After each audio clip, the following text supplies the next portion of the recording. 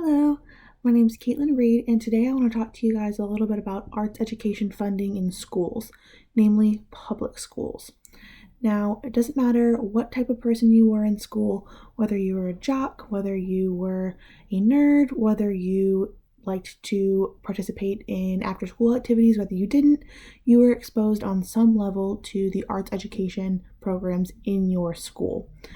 Whether you saw the artwork posted on the walls, you went to a school production, or you attended an after school football game where the band played during halftime. Those are all instances of arts education at work. And they're very, very prominent in a lot of the bigger schools that can afford the extra money to be funneled into them. However, in the small schools, it can get a little bit tight with money with the big push for the STEM classes and the new gyms and the maintenance for the computer labs and things like that. However, it is very, very important that the focus is not going to be completely shifted over to the STEM and the core classes, and that we're still having the support for the arts education and for the arts types of classes, whether it be band, chorus, theater, any type of art, painting, drawing, any type of class like that, for multiple reasons. Now, you might start thinking, well, my school had this. Every school has an arts class. Every school has to take it. I was required to take an arts class to graduate. Why is this important? The problem with that statement is everyone has to take certain classes. However, the funding is currently trying to be taken from them. As recently as 2017, former President Donald Trump tried to propose every year of his presidency to pull federal funding from agencies that are supporting the arts education in public schools.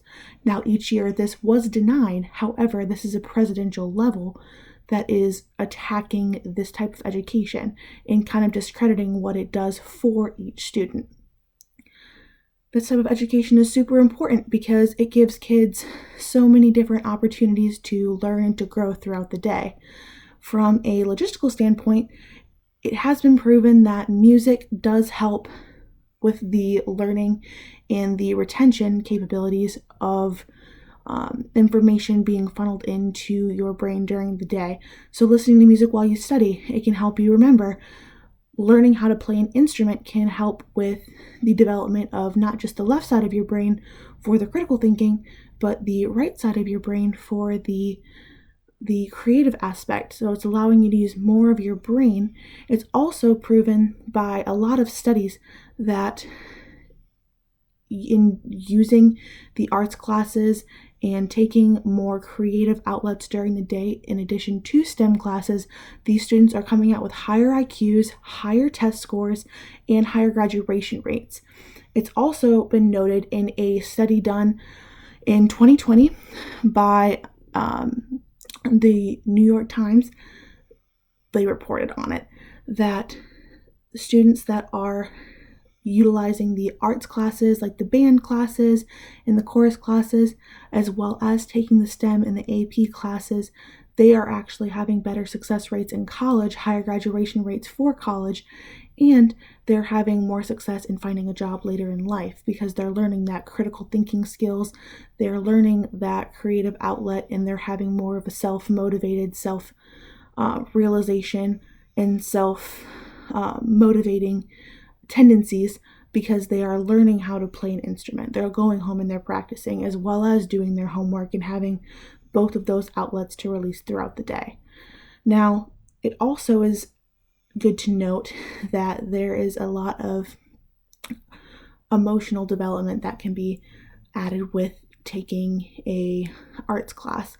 A lot of kids, they don't have much art supplies at home. They don't have a lot of money at home to utilize and go out and buy their own supplies and their own products. So it's nice for them to be able to come to school, have that creative outlet, be able to express themselves, as well as getting that benefit of having the more critical thinking skills, the more social development, as well as being able to have that creative outlet to let their emotions and their self-expression roam free during the day, since the majority of their day from ages 5 to 18 are spent in a small building with the same people, same teachers, doing the same mundane things.